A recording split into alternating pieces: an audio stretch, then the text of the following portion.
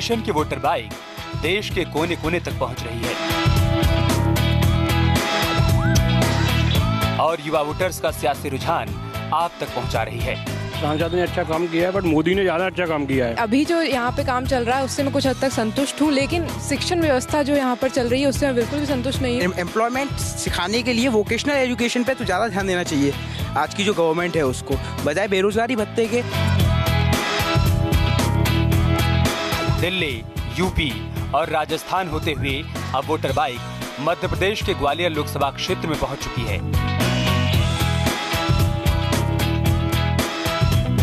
मध्य प्रदेश ही नहीं बल्कि पूरे हिंदुस्तान की लोकप्रिय सीटों में से एक ग्वालियर। नमस्कार, मैं हूं आपके साथ अक्षय विनोद शुक्ल और वोटर बाइक का ये सफर हमें ले आया है मध्य प्रदेश के उस ग्वालियर शहर में जहां किसी एक पार्टी की तूती बोलती हुई नजर नहीं आती है, बल्कि सिंधिया राज घराने का यहां दबदबा नजर आया है। लेकिन अगर देखा जाए तो बीते 3 लोकसभा चुनाव में लोगों ने बीजेपी पर भरोसा जताया। 2014 की अगर बात करें तो मोदी लहर में नरेंद्र सिंह तोमर यहां से जीतकर संसद पहुंचे थे, लेकिन इस बार बीजेपी ने शेजवलकर पर दांव खेला है। वहीं अगर कांग्रेस की ओर से बात की जाए तो अशोक सिंह जो लगातार 3 बार चुनाव हार चुके थे, उन्हें चुनावी मैदान में उतारा गया है। अब जो ग्वालियर का सियासी मूड है उसे समझना इतना आसान नहीं है, जिसने बड़े बड़े दिग्गजों को संसद का रास्ता दिया है। तो आज हम ग्वालियर की गलियों में घूमेंगे और लोगों से जानेंगे कि उनके मुताबिक 2019 का ये रण कितना मुश्किल और कितना आसान होने वाला है। आइए वोटर बाइक के सफर की शुरुआत करते हैं।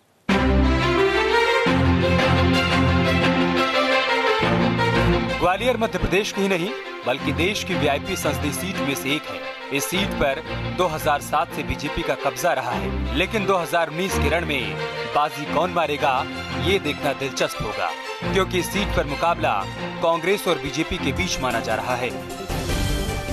बीजेपी ने विवेक नारायण शेजवलकर को टिकट दिया है। शेजवलकर ग्वालियर नगर निगम में मेयर रहे हैं, तो कांग्रेस ने अशोक सिंह पर ही भरोसा जताया है। अशोक सिंह 2014 में कांग्रेस के टिकट पर चुनाव लड़ चुके हैं।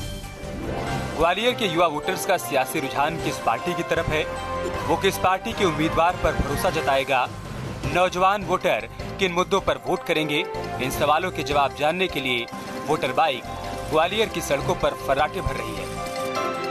वोटर बाइक के सफर में हमें कुछ युवा फुटबॉल और क्रिकेट खेलते दिखे, तो वोटर बाइक के पहिए इन युवाओं की तरफ घूम गए और हमने इन युवाओं से इनका सियासी रुझान जाना। जहाँ 4 यार मिल जाए वहाँ शाम हो गुलजार, आपने हमेशा सुना है और अभी 4 यार हमें नजर आए तो हमने सोचा कि इनसे बातचीत की जाए और ये जाना जाए कि आखिर ग्वालियर के दिल में क्या है, यहाँ की युवा क्या सोचते हैं। 5 साल में ग्वालियर में कोई अच्छा काम हुआ है? 5 साल में ग्वालियर में हाँ बहुत थोड़ा बहुत हुआ है। ऐसा कौन सा काम आपको लग रहा है कि नहीं ये काम जो किया है नरेंद्र मोदी ने वो कांग्रेस ने कभी किया? अच्छा ही लगा, अभी तक जो देखा सब अच्छा ही लगा। हाँ। जैसे क्या मतलब एयर स्ट्राइक वगैरह करवा रहा है और ये सब चीजें करवा रहा है। कैसे बताइए क्या एयर स्ट्राइक वगैरह करवा रहा है पाकिस्तान पे, ये सब करवा रहा है, मतलब अच्छा जवाब दे रहा है। उसका कोई भी कदम हमें गलत नहीं लगा, सीधी बात जी है, कोई भी कदम उसे हमें उसका गलत नहीं लगा। युवा वोटर्स किस तरह से ग्वालियर सीट पर चुनावी समीकरण बदल सकते हैं, उसे समझने से पहले 2014 के सियासी समीकरण को समझिए। ग्वालियर सीट से नरेंद्र सिंह तोमर सांसद चुने गए। उन्होंने कांग्रेस नेता अशोक सिंह को 29,699 वोट से हराया।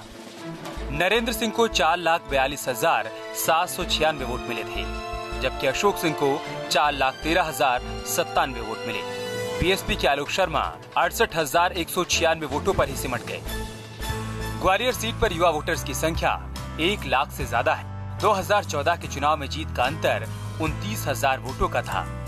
इस लिहाज से सीट पर युवा वोटर्स सियासी समीकरण बदलने की ताकत रखते हैं। ग्वालियर सीट पर कुल 19,80,940 वोटर्स हैं।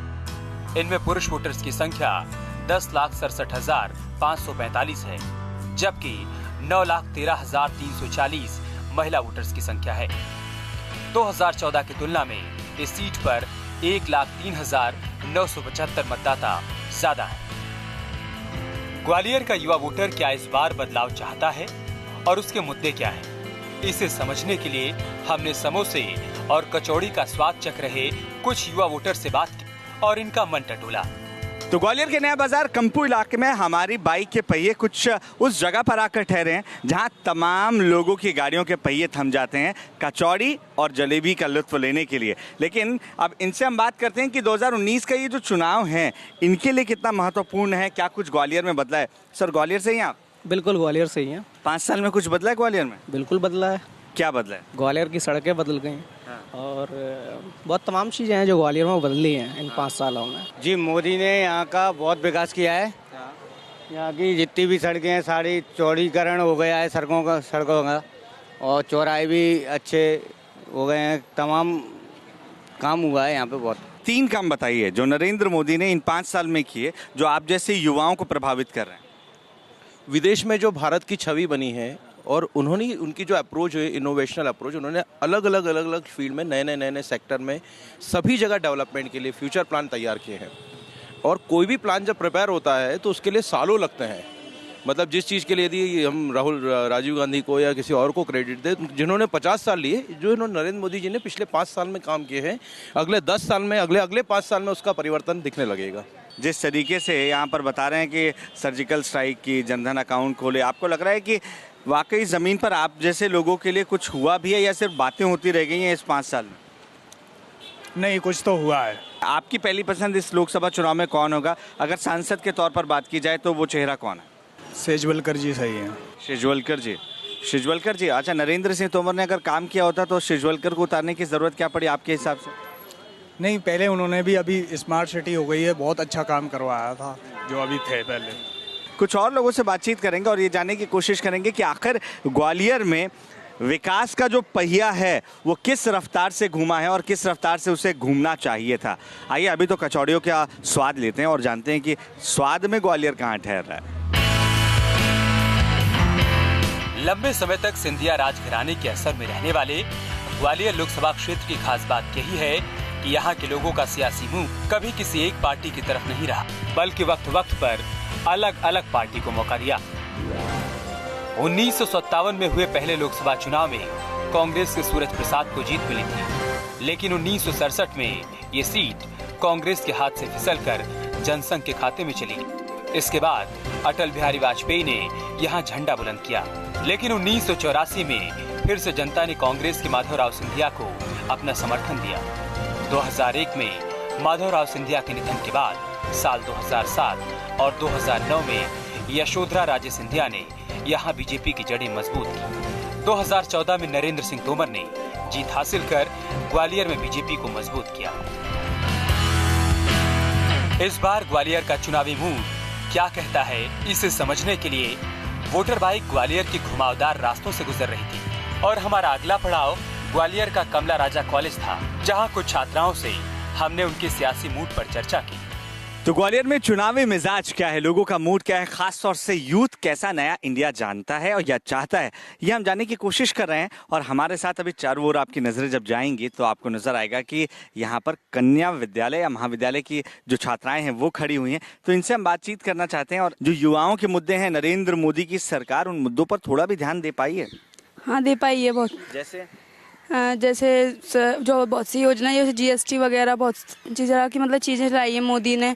बट जो और पहले मतलब वो जो था कांग्रेस, तो मतलब उसने ऐसी मतलब सुविधाएं नहीं दी थी पहले। मैं आपसे ये जानना चाहूंगा कि राहुल गांधी के साथ अब प्रियंका वाड्रा भी आ गई हैं, तो आपको लग रहा है कि एक महिला होने के नाते प्रियंका राहुल का साथ दे सकती हैं कि महिलाओं के लिए क्या बेहतर हो इस दिशा में सोचने के लिए? वो बिल्कुल उनका साथ दे सकते हैं और बिकॉज ऑफ वो एक लेडीज हैं तो उनको लेडीज की प्रॉब्लम्स पता है।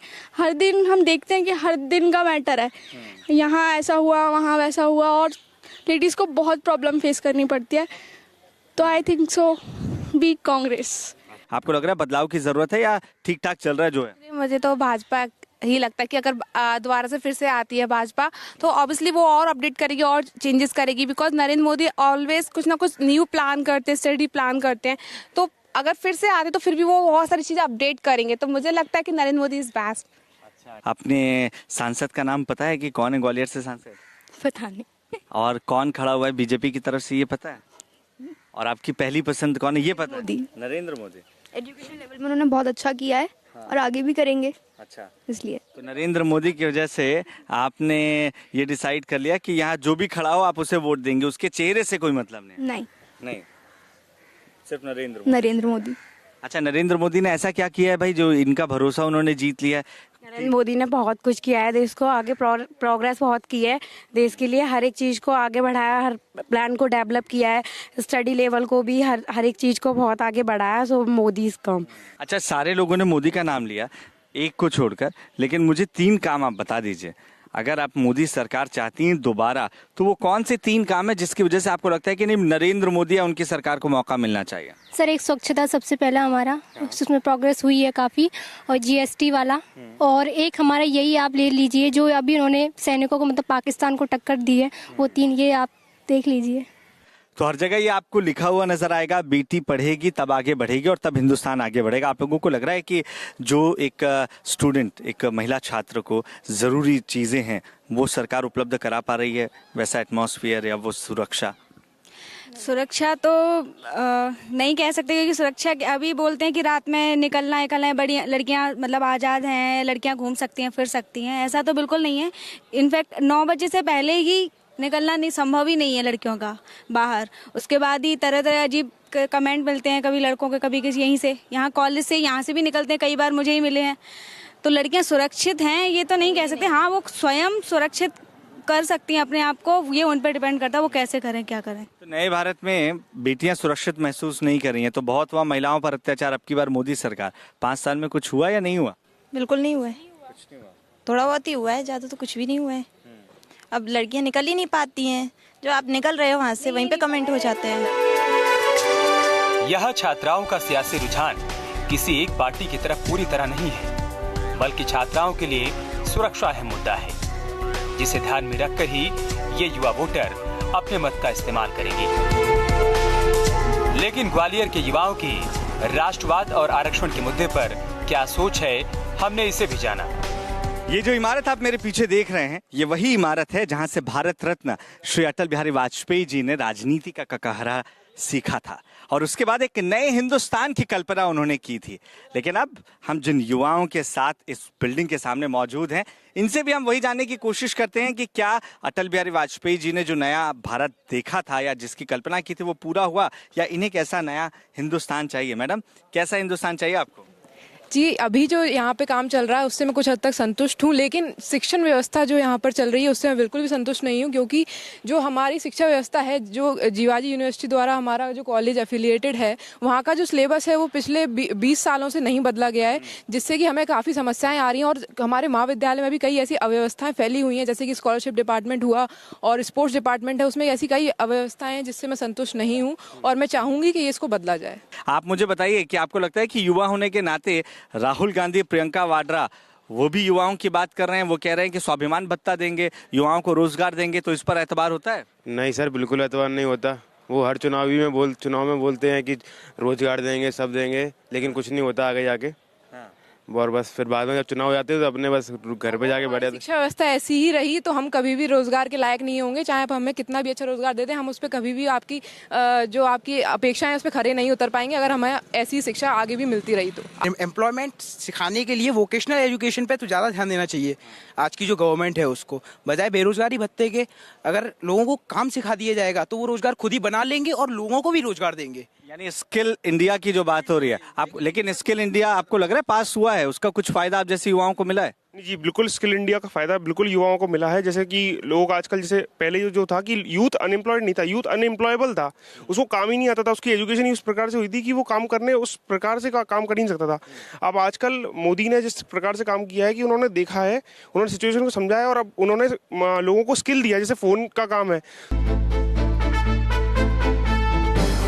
वहीं इस लोकसभा सीट पर वोटर बाइक का सफर भी जारी है। इस सफर में हमारी मुलाकात एक ऐसे शख्स से हुई जो हर चुनाव में मतदान तो करता ही है, साथ ही चुनाव मैदान में उतरता भी। हिंदुस्तान में एक चाय बनाने वाला आम इंसान प्रधानमंत्री बन जाता है और ये हिंदुस्तान के लोकतंत्र की बहुत बड़ी खूबी है। और आज हम जिस शख्स के साथ मौजूद हैं ये हैं आनंद सिंह कुशवाहा जी, जो कि यहाँ एक चाय की दुकान चलाते हैं। और आनंद जी की खासियत यह है कि इन्होंने, चाहे वो पार्षद का चुनाव हो, विधायक का चुनाव हो, राष्ट्रपति का चुनाव हो या फिर और कौन कौन से चुनाव हैं, इन्होंने तकरीबन 20 से ज़्यादा चुनाव लड़े हैं। ज़्यादा आनंद जी बता सकते हैं। आनंद जी, कितने चुनाव आपने लड़े? करीब 20 चुनाव लड़ चुका हूँ मैं अभी तक। और कौन कौन से चुनाव? पार्षद से लेकर राष्ट्रपति तक के। कभी ऐसा हुआ कि किसी चुनाव में जीत मिली हो? नहीं, अभी तक कोई जीत नहीं मिली, बस हारी हार मिली है सर। हाँ। और मन नहीं आ रहा अभी तक, हारने कोई दिक्कत नहीं, हारते रहेंगे कोई दिक्कत नहीं। अच्छा, प्रधानमंत्री के तौर पे किसको देखना चाहते हैं? नहीं, प्रधानमंत्री तो मोदी ठीक है, मोदी भी ठीक है, मगर अभी वर्तमान में जो मोदी की जो काम किए उन्होंने लाभदायक काम किए उन्होंने, ऐसा नहीं जो भी काम किए मतलब। आनंद कुशवाहा इस बार चुनाव नहीं लड़ रहे हैं, लेकिन जो प्रत्याशी चुनाव लड़ रहे हैं उनकी किस्मत का फैसला ग्वालियर का वोटर 12 मई को करेगा, जिसके नतीजे 23 मई को आएंगे और तभी पता चलेगा कि ग्वालियर के वोटर का असल मायनों में किस उम्मीदवार पर ज्यादा भरोसा रहा।